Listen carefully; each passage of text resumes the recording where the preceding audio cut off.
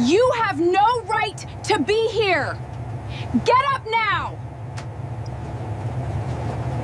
What would you do if someone took the seat you paid for, and the airline told you to move instead?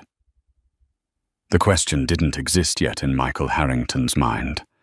Not when he stepped into Phoenix Sky Harbor that evening, shoulders slightly slumped, tie loosened, the weight of a week pressing into his spine like a dull ache that wouldn't quit. The terminal buzzed. Rolling suitcases rattled over tile. A child cried somewhere near Gate B12. A man in a navy blazer barked into his phone about numbers, deadlines, something urgent that would not matter in 48 hours. Michael moved through it all slowly, deliberately, like a man who had learned long ago that rushing never actually saved time. 46 years old. Founder. Investor. A name that carried weight in rooms most people would never enter. But here, in a grey polo and worn sneakers, he looked like just another tired traveller trying to get home. That was intentional. He passed a mirrored column and caught his reflection for half a second. No watch worth mentioning, no designer logo, no signal. Invisible, if you didn't know what to look for. He liked it that way. Inside the Delta Sky Lounge, the noise softened into a low hum. Carpeted floors swallowed footsteps. Glass clinked gently somewhere behind the bar. A woman laughed too loudly, then stopped herself mid-sound, aware of the room. Michael poured himself a coffee. Black. No sugar. He didn't sit right away. He stood by the window first. Planes taxied under a fading Arizona sky, metal bodies catching the last light like something alive. For a moment, everything slowed. His breathing steadied. Shoulders dropped. This was the part he looked forward to, the in-between. Not the meeting, not the deal, not the negotiation. The silence before it all shut off. He sat down finally, pulling out his phone. Headlines flickered past his eyes. Markets, politics. A small piece about an airline apologizing for another overbooking mess. He let out a quiet breath through his nose. They never learn. Across the lounge, a man in his early 60s adjusted his glasses and watched Michael for a second too long. Not hostile, just measuring. Michael noticed. He always noticed. The man leaned toward his wife, whispering something.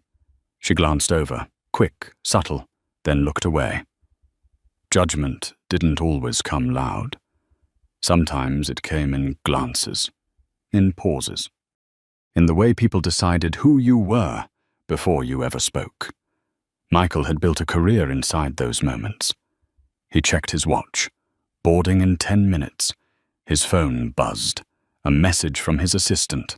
Short, efficient. The kind of message that moved millions without raising its voice.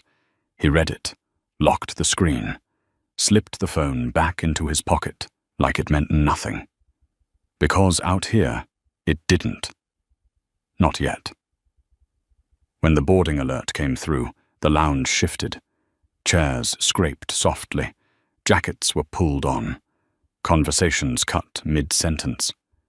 Michael stood with the rest. At the gate, the energy changed. People crowded forward before their group was called. Eyes flicked to the line, to each other, to status. He stayed back, watched. That's when he saw her. Margaret Collins. Mid-50s, blonde hair set just right. Cream blazer. Pearl earrings catching the overhead light.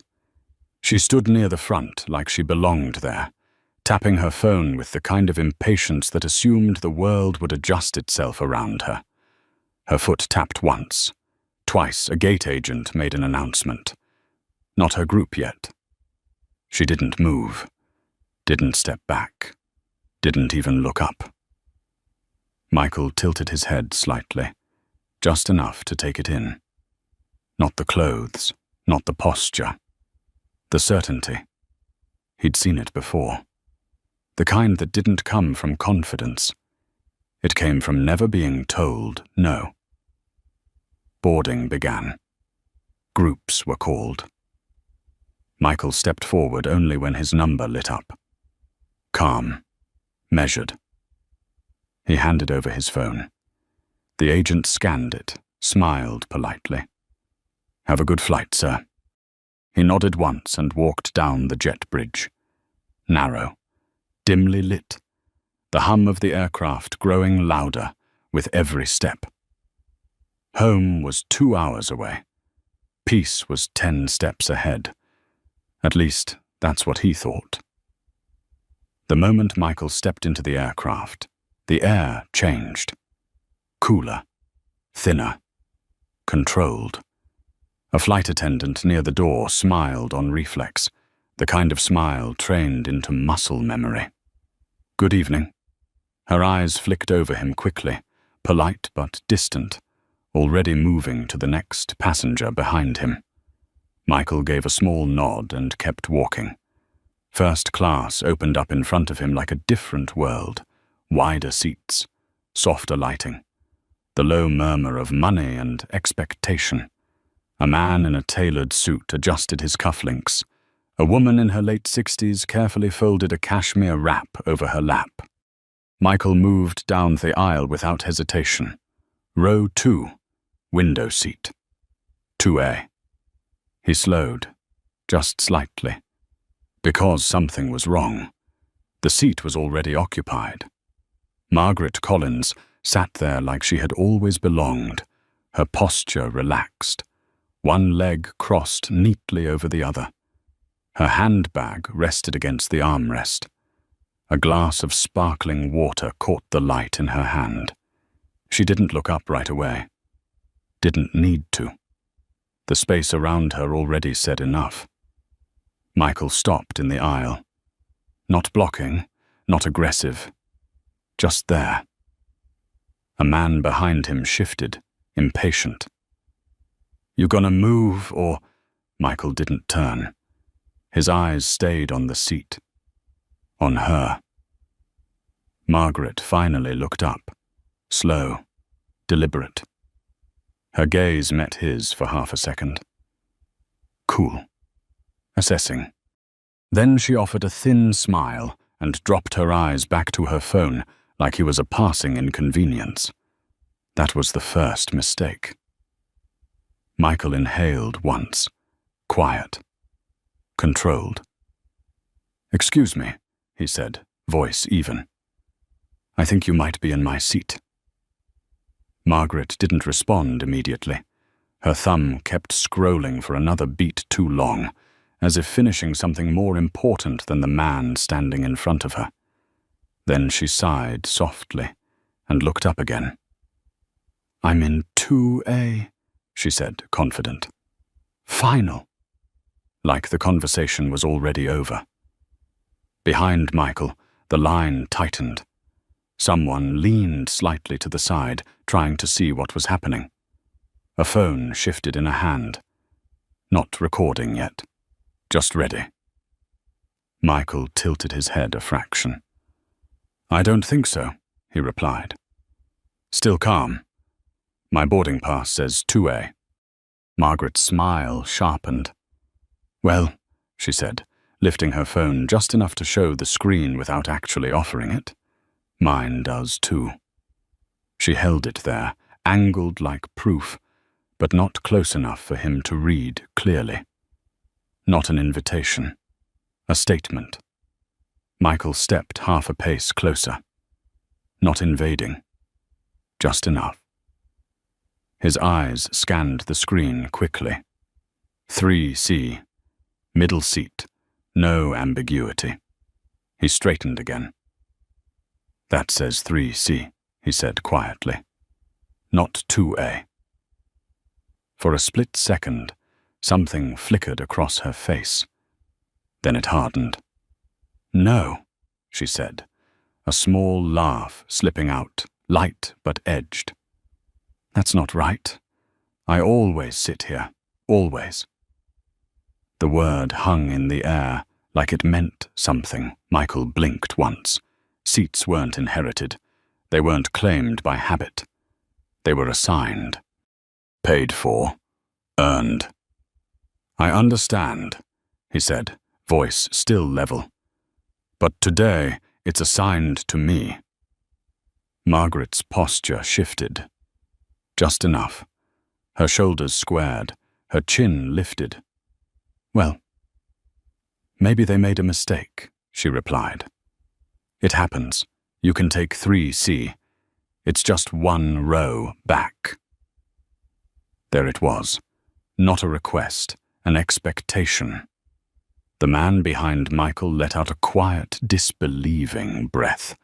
Another passenger across the aisle lowered his newspaper, eyes narrowing slightly. The cabin was starting to notice. Michael felt it. The shift, the attention gathering like pressure before a storm. He adjusted his grip on the handle of his carry-on. Not nervous, grounding. I paid for this seat, he said. Calm, firm. I'm going to need you to move. Margaret's lips pressed into a thin line. Silence stretched.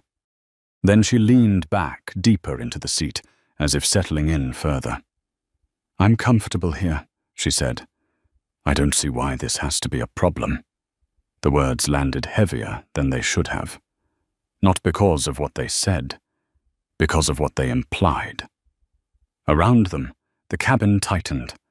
Conversations died mid-sentence. Eyes flicked, then held. Michael stood there, unmoving. And for the first time since he boarded, something inside him shifted. Not anger. Not yet. Recognition. He had been here before. Different room. Different faces.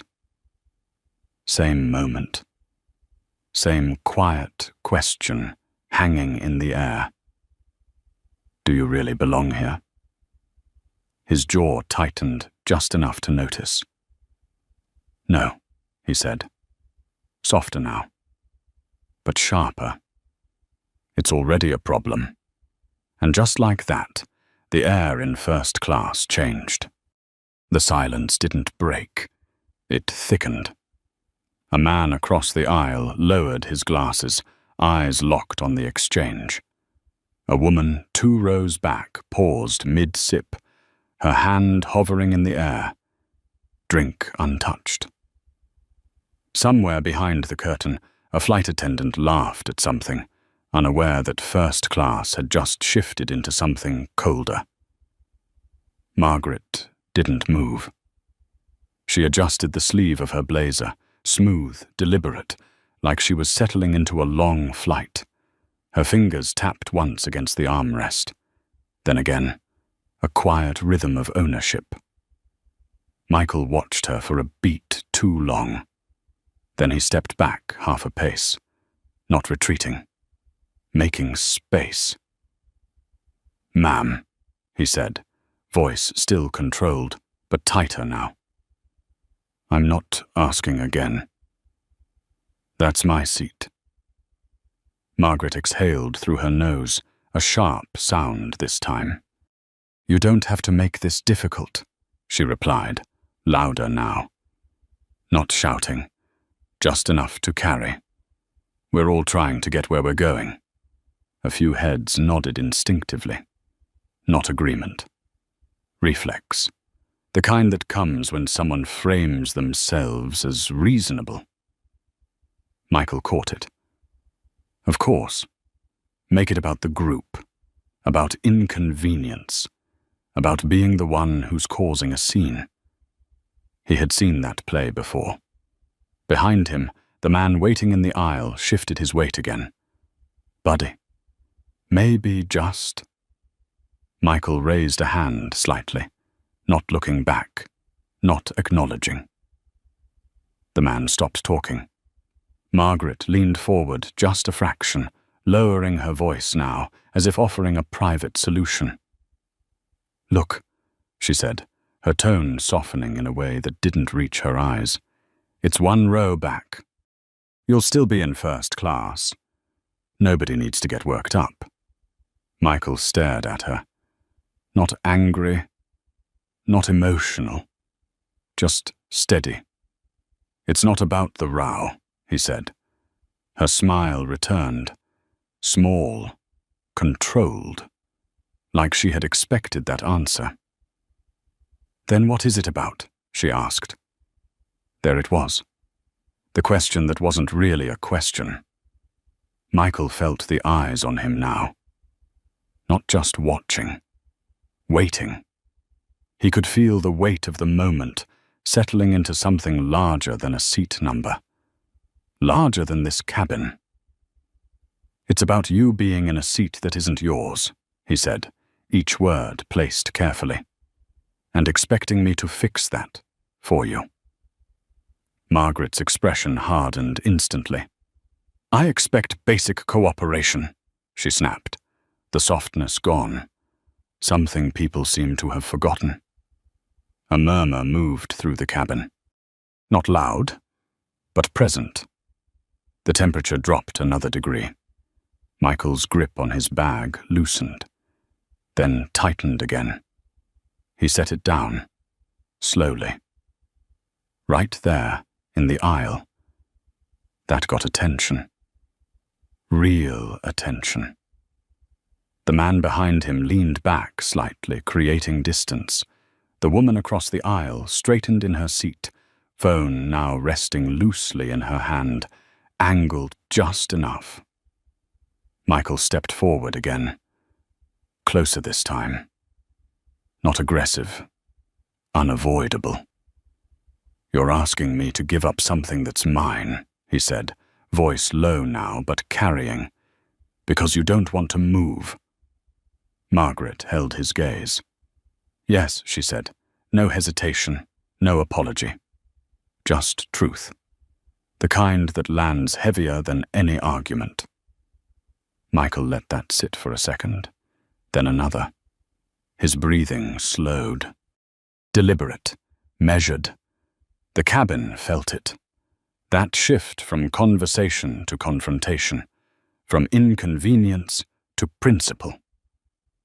A seatbelt clicked somewhere, not because someone needed it, because they didn't know what else to do. Margaret crossed her arms now, leaning back deeper into 2A, her body language closing off completely. I'm not moving, she said. Flat. Final. The word settled like a line drawn in concrete. Michael looked at her for a long moment. Then he nodded once. Not agreement. Acknowledgement. All right, he said quietly. He turned his head slightly, eyes scanning the front of the cabin. A flight attendant stood near the galley, mid-conversation, unaware. Another passed behind her, carrying a tray, smile fixed, routine intact. Michael's gaze sharpened. This wasn't over. Not even close, because now it wasn't just about her anymore. It was about what happened next, and who decided what was right. He reached up, pressed the call button above the seat. A soft chime cut through the cabin.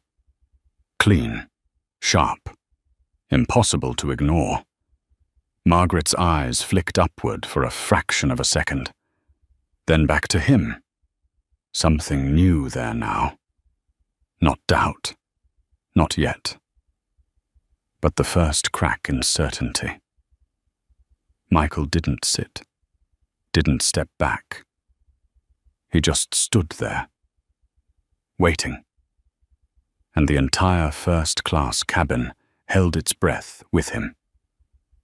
The chime hadn't even faded when a flight attendant turned. Emily Parker moved fast, but not rushed. Early 30s, blonde hair pulled tight, uniform crisp, posture straight. She had the kind of presence that usually settled things before they escalated. Usually. Is there a problem here? She asked, stepping into the aisle with a practiced smile that didn't quite match her eyes. Margaret answered before Michael could speak.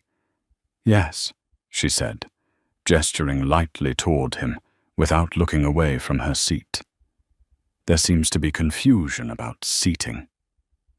Confusion. The word slid into the air like a cover. Michael watched Emily's face. The microsecond pause. The flicker of calculation.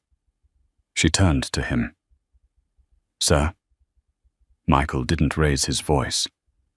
"This is my seat," he said. 2A. She's assigned to 3C. Emily nodded once, then turned to Margaret. "Ma'am, can I see your boarding pass?" Margaret sighed, slow, controlled, like the request itself was an inconvenience. She lifted her phone and handed it over without fully extending her arm, forcing Emily to lean in slightly. Small power move, Michael noticed. Emily scanned the screen. Her smile held, but thinner now. "Yes, ma'am," she said carefully. "It shows 3C. There it was. Clear. Simple. Done." For a brief second, the cabin relaxed. A quiet assumption moved through the rows. This would be resolved. Quickly. Margaret didn't move. She tilted her head slightly, studying Emily like she was the one mistaken. "That can't be right," she said. "I booked this weeks ago. I always sit near the front." Emily kept her tone even. 3C is also first class, ma'am. But 2A is assigned to him. She nodded toward Michael. A shift, subtle, but real. Michael felt it, the confirmation, the moment truth had weight. He waited. Emily turned back to him. "Sir, can I see your boarding pass as well?" Michael handed it over without hesitation. She scanned it quickly. 2A, she confirmed. The words landed. Clean. Final. That should have been it. Margaret's smile disappeared completely. "I don't understand why this is such a big deal," she said, louder now. "I'm already seated. He can just take 3C. We're all trying to get moving here." There it was again. Not denial. Redirection. Make it about inconvenience. About time. About everyone else. Emily hesitated. Just a beat, but long enough. Michael saw it immediately. That tiny shift where certainty turns into compromise. "Well," Emily started, her voice softening. "Maybe just for today, we could." Michael's eyes sharpened. There it was. He didn't interrupt. He didn't have to. Emily finished the sentence anyway. "Have you take 3C, sir? Just so we can avoid any delay." Silence. Not the same silence as before. This one was heavier. Charged. Across the aisle, the man with glasses lowered them completely now. A woman in the second row leaned forward, elbows on her knees. Phones weren't hidden anymore. Margaret leaned back, slow, satisfied. Her arms crossed again. Victory, without moving an inch. Michael stared at Emily.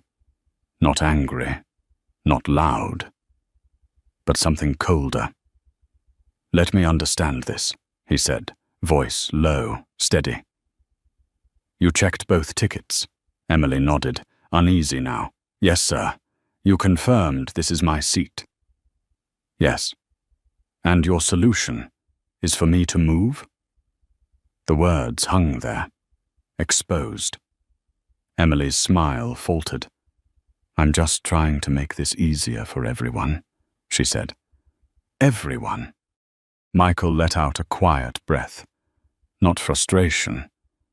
Recognition.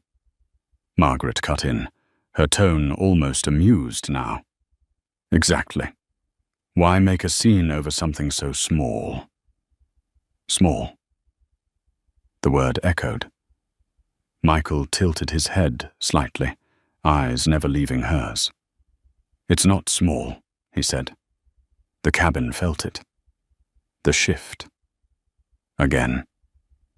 It's not small when someone takes something that isn't theirs, he continued, and then gets backed up for it. Emily shifted her weight. Margaret rolled her eyes. Backed up, she scoffed. I'm being reasonable. You're the one holding things up. A few passengers exchanged looks. Not agreement, not disagreement, just awareness. The moment was splitting the room. Michael's jaw tightened just enough to notice. He stepped closer. Not aggressive, but undeniable. No, he said quietly. You're not being reasonable. A beat. Then another. Emily glanced toward the front of the cabin. Backup. She needed backup. And everyone knew it. Margaret saw it too. Her confidence deepened. Michael didn't move, didn't blink. Because now the line wasn't just drawn. It was being tested. And the next person who walked into this aisle was going to decide which side they stood on. Ryan Miller arrived with the kind of calm that wasn't calm at all. Late 30s, broad shoulders, smile already in place before he spoke. The kind of smile meant to smooth things over, not solve them. What seems to be the issue? He asked, stepping into the aisle beside Emily, his tone low but loud enough for everyone nearby to hear. Emily exhaled slightly, relieved. Seating confusion. 2A belongs to him. She nodded toward Michael, but she's currently seated there. Ryan glanced at Margaret first. Not Michael. That didn't go unnoticed. Margaret met his eyes with a familiar look. Not pleading, not apologizing. Expecting. Ryan gave a small nod, almost imperceptible. Then he turned to Michael. Sir, he said, still smiling, we're just trying to get everyone settled so we can depart on time. Michael didn't respond immediately. He watched him, measured him. The tone, the posture, the alignment. Then he spoke. There's no confusion, Michael said. That's my seat. Ryan nodded again, like he agreed. Like this was simple. Right, he said. And we appreciate your cooperation in helping us keep things moving. There it was. Not a request, a redirect. Michael felt something tighten in his chest. Not anger. Not yet. Pattern. He had seen this exact structure before. In boardrooms, in negotiations, in rooms where the outcome was decided before the conversation even started. We've already confirmed the seating, Emily added quickly, trying to reinforce it. 2A is his. Ryan glanced at her briefly. Just long enough. Then back to Michael. And we're asking, he continued smoothly, if you wouldn't mind taking 3C for this flight. Wouldn't mind. The words landed soft, but the weight behind them wasn't. Michael let out a slow breath. The cabin leaned in. You're asking me to move, he said, voice still controlled, from the seat I paid for. Ryan's smile didn't change. It's just one row back, he replied. You'll receive the same service. Same service. Michael almost laughed. Almost. Across the aisle, the man with glasses shook his head slightly under his breath. A woman further back whispered something sharp to the person beside her. Phones were no longer discreet. Margaret shifted in the seat, adjusting her position like she was settling in deeper. Ryan caught it. Didn't address it. That said everything. Michael looked at him now, directly, "Why aren't you asking her to move?" he said. The question cut clean. Ryan blinked once, a fraction too slow. "We're trying to de-escalate," he replied. De-escalate. Michael tilted his head. "You're not de-escalating," he said. "You're choosing a seer." The words landed harder than anything said so far. Emily shifted uncomfortably. Margaret scoffed. Ryan's smile thinned, just a little. "Sir," he said, tone tightening, "we're asking for your cooperation."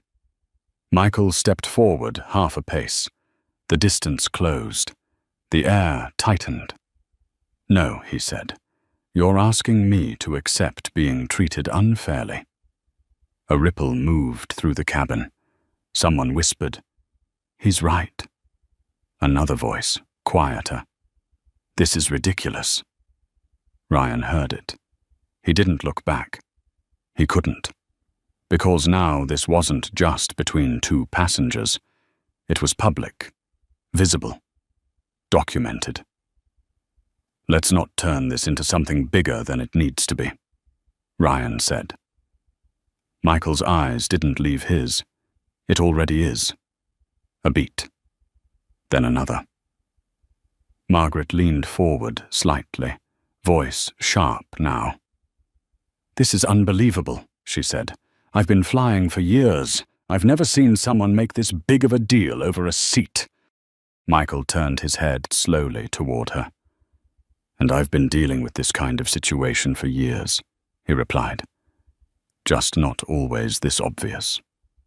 That landed. Hard. Margaret's expression flickered. "Just for a second." Ryan stepped in quickly. "All right," he said, raising a hand slightly, trying to regain control. "Let's lower the temperature here." Too late. The temperature had already changed. Michael's voice dropped. Quieter. Sharper. "No," he said. "You keep asking me to step back. You haven't asked her once to take responsibility." Silence. Real silence this time. Ryan didn't answer. Emily didn't speak. Margaret crossed her arms again, but the certainty in her posture had shifted. Not gone, but cracked.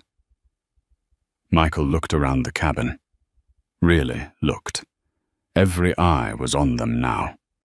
"You all see what's happening, right?" he said, not raising his voice, but projecting enough for everyone to hear. "She takes my seat. They confirm it's mine. And I'm the one being asked to move." Heads nodded. Subtle, but undeniable. Ryan felt it slipping. Control. Narrative. Everything. And Michael knew it. He reached up, calm, precise, and adjusted the strap of his watch. A small movement. Meaningless to most. But it grounded him, centered him. Because now he wasn't just standing for a seat. He was standing for something much harder to take back once given away. And he wasn't moving. Not this time. The cabin didn't breathe anymore.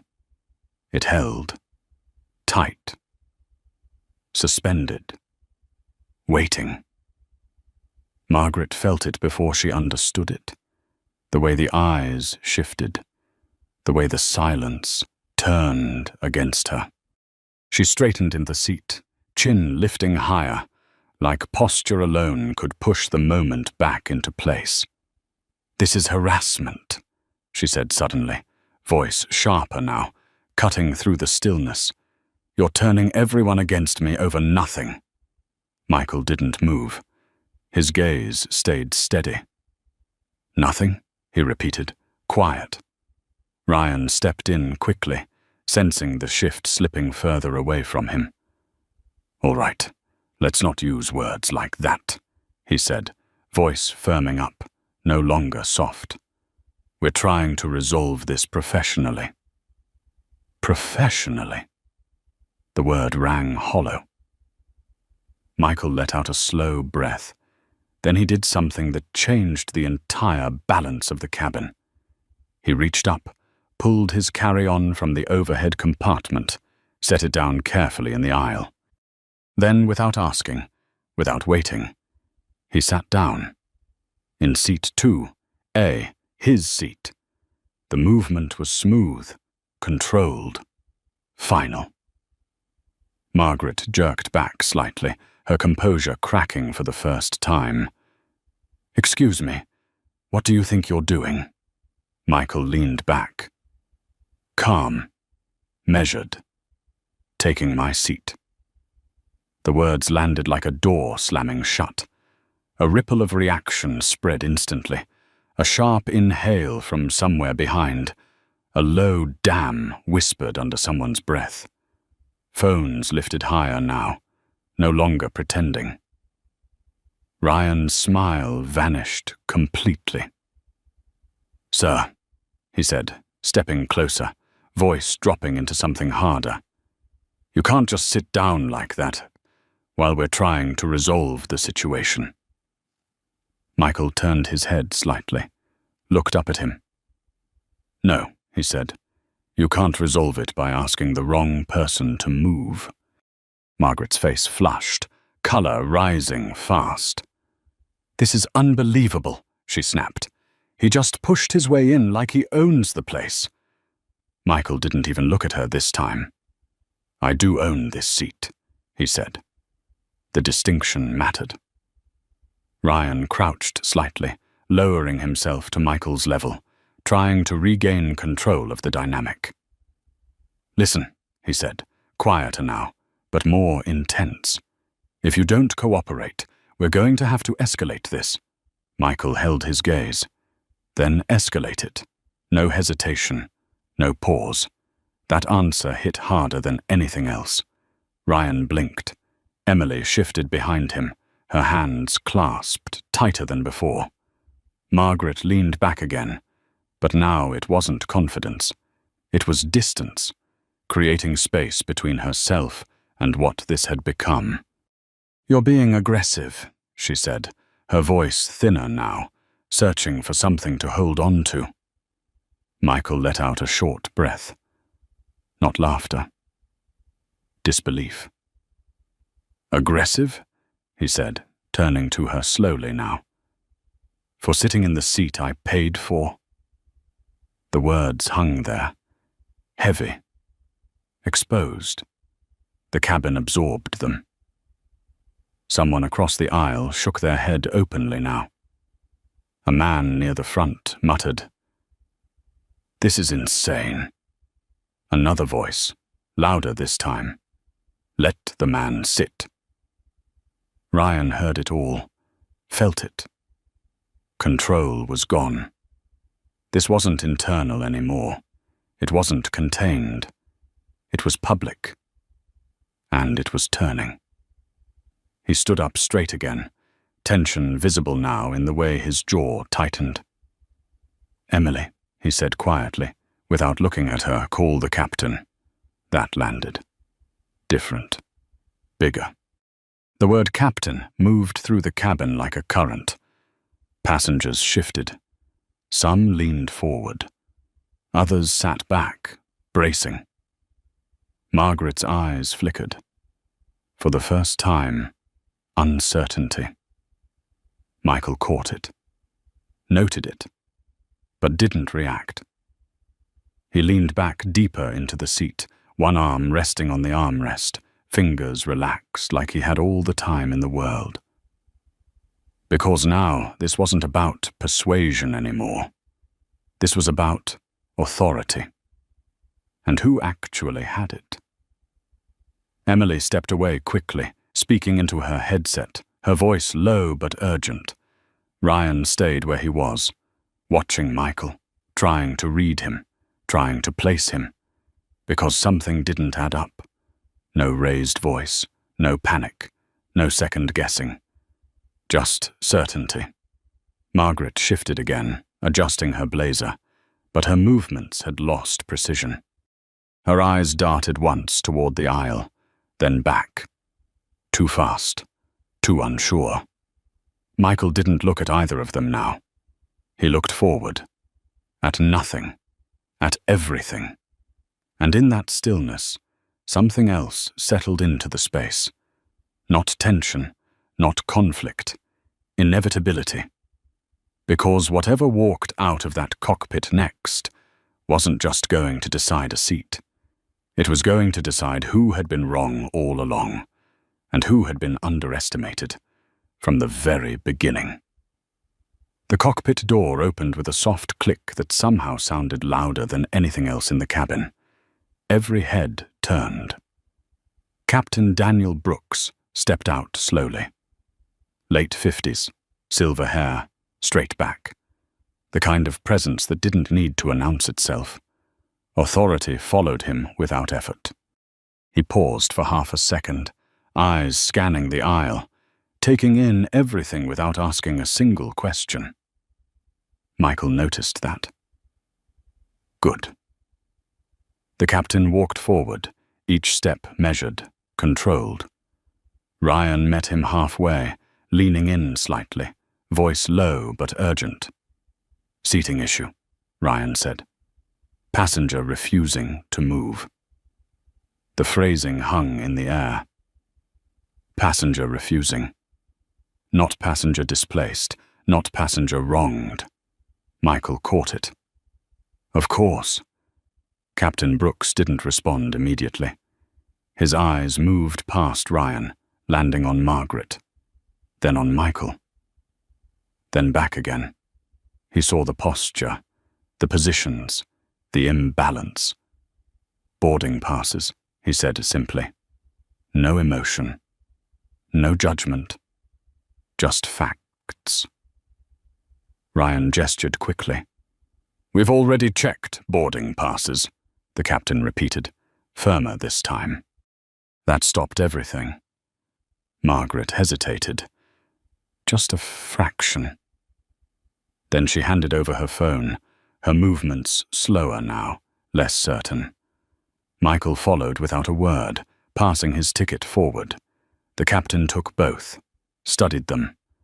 Silence stretched again. But this one was different. Not tense. Decisive. The kind that comes right before something breaks. He looked up. Seat 2. A belongs to Mr. Harrington. Clear, direct, no room for interpretation. A wave moved through the cabin. Not loud, but undeniable. People shifted, some nodded, others leaned back, satisfied. Margaret didn't move. Her lips parted slightly, searching for something to say, something to hold on to. That doesn't make sense, she said, her voice thinner now. I always sit here. The captain didn't even look at her. Today, you don't, he said. The words hit harder than any raised voice. Margaret froze. Ryan stepped in quickly, trying to regain footing. Captain, we were just trying to avoid a delay. And by doing that, the captain cut in, turning to him now, you asked the wrong person to move. Ryan went quiet. Emily looked down. Margaret shifted in the seat, her fingers tightening around the armrest. This is ridiculous, she said, louder now, but the confidence was gone. He's making a scene. You're letting him control the whole flight. Michael finally turned his head, looked at her. Really looked. No, he said quietly.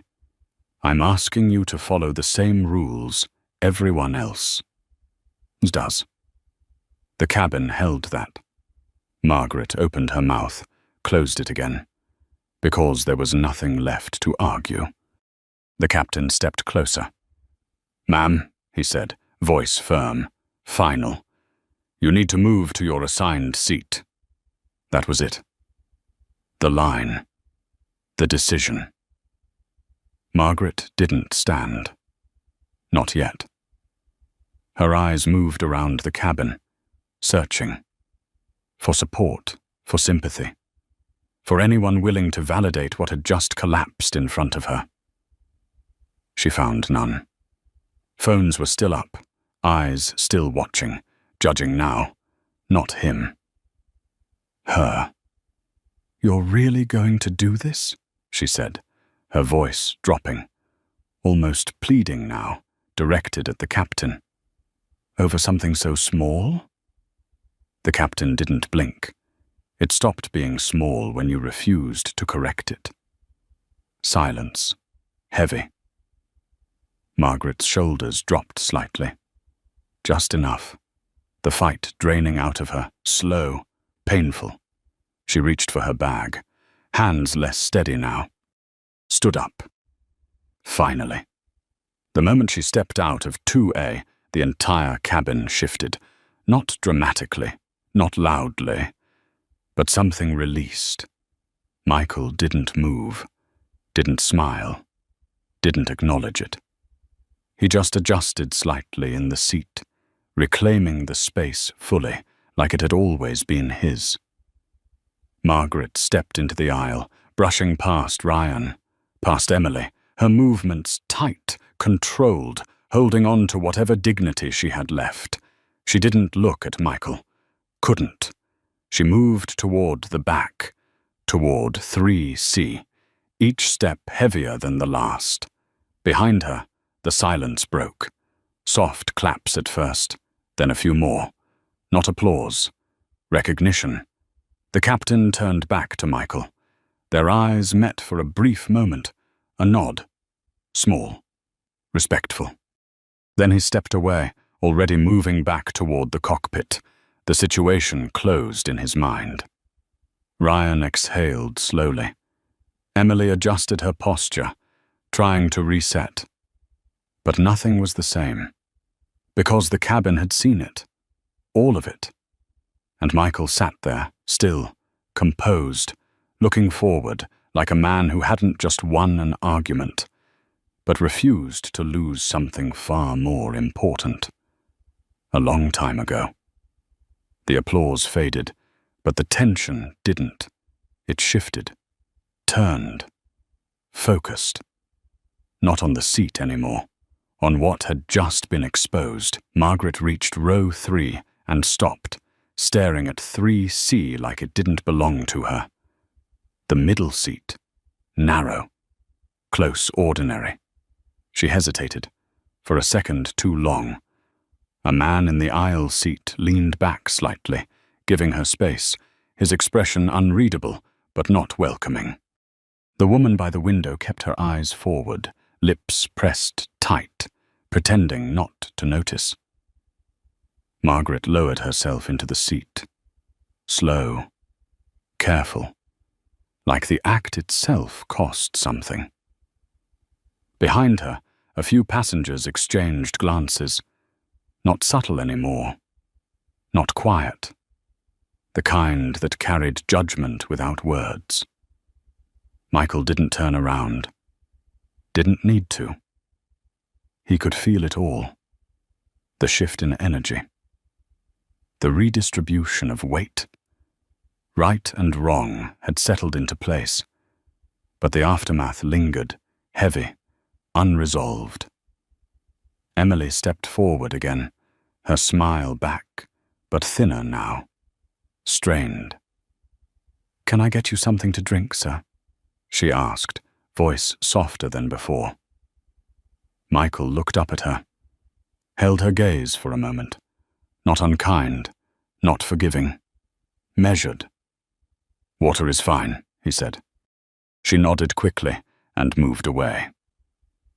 Ryan stood near the galley, arms folded, watching the cabin like he was trying to contain something that had already escaped. His eyes flicked once toward Michael, then away. He had nothing left to say. Across the aisle, the man with glasses leaned forward slightly. "You handled that well," he said, low enough to keep it private, but firm enough to matter. Michael gave a small nod. "That shouldn't have happened," the man added. Michael's eyes shifted back to the window. "It happens," he said. "Simple. Too simple." The man frowned slightly, as if that answer didn't sit right, because it wasn't supposed to be normal. But it was. A woman 2 rows back spoke up, louder this time. "That was wrong," she said, "not to anyone in particular. They knew it was your seat." Others nodded, agreement spreading in quiet waves. Michael didn't engage, didn't feed it. Because this wasn't about validation. It never had been. Emily returned with the water, placing it carefully on the tray table. "Again, I'm sorry for the inconvenience," she said. The word hung there. Inconvenience. Michael almost smiled. Almost. "It wasn't an inconvenience," he replied. Emily froze for half a second, then nodded. Because she understood. At least part of it. Margaret shifted in 3C, adjusting her seatbelt, her movements tighter now, smaller. She didn't look up, didn't speak. But the silence around her wasn't neutral anymore. It pressed, from both sides, from behind, from everything she had just been part of. A man across the aisle glanced at her, then shook his head slightly, returning to his phone. The message was clear. Michael leaned back in 2A, his hand resting lightly on the armrest. His breathing slowed again, but something inside him stayed sharp. Awake. Because this wasn't over. Not really. The cabin lights dimmed slightly as the door closed with a solid thud. A final signal. No more boarding, no more interruptions. Just the flight.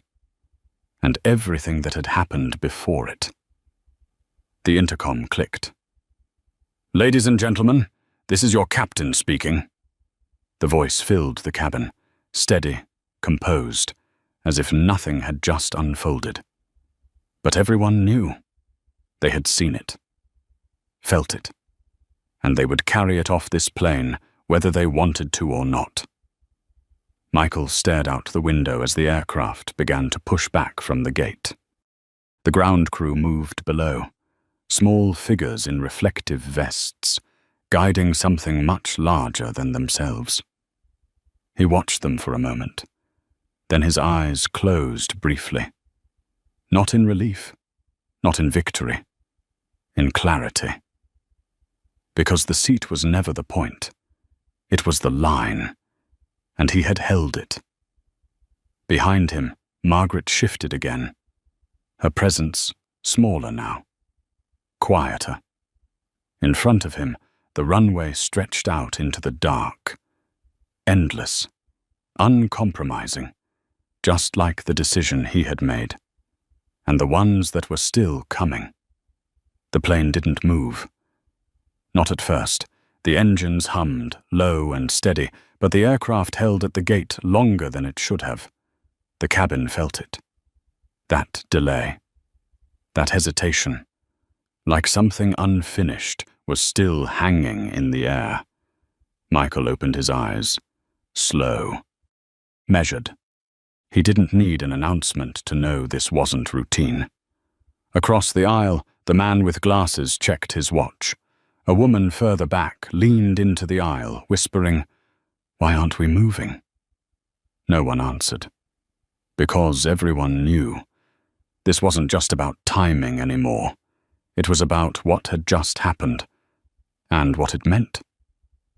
Up front, Ryan spoke quietly into his headset, his posture tighter than before. Emily stood beside him, hands clasped, eyes fixed forward, avoiding the cabin, avoiding Michael. Margaret sat rigid in 3C, her shoulders pulled inward now, her presence reduced to something smaller, quieter. But even from behind, the tension around her was visible. She wasn't invisible. Not anymore. Michael shifted slightly in his seat, his fingers brushing the edge of the armrest. His phone rested in his pocket, silent, but he could feel its weight. He reached for it, paused, then pulled it out. The screen lit up his face in the dim cabin light. Notifications stacked quietly, messages waiting, signals from a world far bigger than this plane. He ignored them, for now. Instead, he opened a blank note, typed one line, then another, not emotional, not reactive, precise. Names, times, actions. He documented everything, every word, every decision, every moment where someone chose convenience over fairness. Across the aisle, the man with glasses noticed. "You writing that down?" he asked quietly. Michael didn't look up. "Yes." The man nodded slowly. "Good." A beat passed. Then he added, lower, "Someone should." Michael's fingers paused for a fraction of a second, then continued. Because this wasn't new. Not for him. Different setting. Same pattern. And patterns didn't change unless someone forced them to. The intercom clicked again, but no announcement came. Just silence. Then the cabin door opened. That got attention. Immediate. Heads turned. Conversations stopped. Phones shifted back into position. Two figures stepped onto the plane. Not crew, not passengers. Different posture, different presence. A woman in a navy suit, mid-40s, sharp eyes, controlled movement. Beside her, a man with a tablet, scanning quickly, already assessing. Authority. Real authority. Ryan straightened instantly. Emily stepped back. Margaret's head lifted, just slightly. Hope. Michael didn't move, didn't react. He just watched. The woman stepped forward, her heels quiet against the carpet, her gaze moving through the cabin with purpose. She wasn't looking for the problem. She already knew where it was. "Good evening," she said, her voice clear, steady. "I'm Angela Brooks, operations manager for this terminal."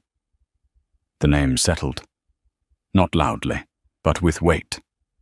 She stopped in the aisle. Right beside 2A. Beside Michael. Beside everything that had happened. Ryan spoke quickly, stepping forward. "We've already resolved the seating issue," Angela raised a hand. Not sharply. But enough. He stopped, immediately. Her eyes moved to Michael, then to Margaret, then back again. "Boarding passes," she said. Simple, direct, no softness, no negotiation. Margaret hesitated again. Longer this time. Her fingers tightened around her phone before she handed it over. Michael passed his, without a word. Angela took both, studied them. Faster than the captain had. More precise. Because this wasn't about flying. This was about accountability. She looked up. "Seat 2. A belongs to Mr. Harrington," she said. Again. Clear. Undeniable. But she didn't stop there. Her gaze shifted to Ryan, to Emily, and something in her expression changed. Sharper. Colder. "This situation should have been resolved correctly the first time," she added. The words cut deeper than the confirmation, because they weren't about the seat. They were about failure. Ryan swallowed. Emily looked down. Margaret sat frozen. Michael closed the note on his phone, slid it back into his pocket. Because now, this wasn't just his moment anymore. It was theirs, and they were about to feel the weight of it. No one spoke. Not Ryan, not Emily, not Margaret. Because the weight in Angela Brooks's voice had already done the work. She handed the boarding passes back, but her eyes stayed on the crew. "You confirmed the correct seat," she said, each word controlled, deliberate, and still chose to ask the wrong person to move. Ryan opened his mouth, closed it. There was nothing he could say that wouldn't make it worse. Emily shifted her stance, her hands tightening together, the practiced calm gone now, replaced by something closer to discomfort. Angela didn't raise her voice. She didn't need to. "This delay has already cost the airline time and money," she continued. "More importantly, it cost something else. Respect." She didn't say the word, but everyone heard it. Margaret's shoulders dropped again, this time without resistance. The fight had left her completely. She stared straight ahead, refusing to look at anyone, as if shrinking into the seat might erase what had just happened. Angela turned to her briefly. "Ma'am, you are now in your assigned seat. That's where you will remain." Margaret gave a small nod. Barely visible. Angela stepped back, her attention returning to the crew. "We'll address this after landing." That landed harder than anything before it. Not a threat, a certainty. Ryan nodded stiffly. "Yes, ma'am." Emily didn't speak. Angela's gaze softened just slightly as she turned to Michael. "Mr. Harrington, I apologize for how this was handled." Michael met her eyes. "Steady." "You're right," he said. "It should have been handled differently. No anger, no edge, just truth." Angela held his gaze for a moment longer, then gave a small nod of acknowledgement. Respect returned. Without another word, she turned and walked back down the aisle, the man with the tablet following close behind, already typing, already recording. The cabin door closed again. This time, it stayed closed. The engines deepened. The plane began to move, slow at first, then steady. The moment had passed, but the imprint of it stayed. Ryan retreated to the galley, quieter now, smaller. Emily resumed her duties, her movements precise but careful, as if aware that every action was still being watched. Margaret didn't move, didn't speak, didn't look up. Michael sat in 2A, exactly where he had always been meant to sit. His hand rested lightly on the armrest, fingers relaxed now, his breathing even. Outside, the runway lights stretched into the distance, guiding the aircraft forward into the dark. As the plane lifted, the city of Phoenix dropped away beneath them, lights scattering like something distant, something smaller. Michael didn't smile. He didn't celebrate. Because this had never been about winning. It had been about not stepping back. Not this time. Not again. Across the aisle, the man with glasses glanced at him once more, then gave a quiet nod. No words needed. The rest of the cabin settled into silence, but not the same silence as before. This one carried awareness, memory, a shift that wouldn't fully fade. Hours later, when this plane touched down in Dallas, passengers would walk off with more than just their bags. They would carry the moment with them, whether they spoke about it or not. And Michael would walk off the same way he had boarded. Calm, measured, unapologetic. Because sometimes the line you hold in a small space echoes far beyond it. If this story stayed with you, take a second to like, subscribe, and drop 3 words in the comments that say it all. Stand your ground.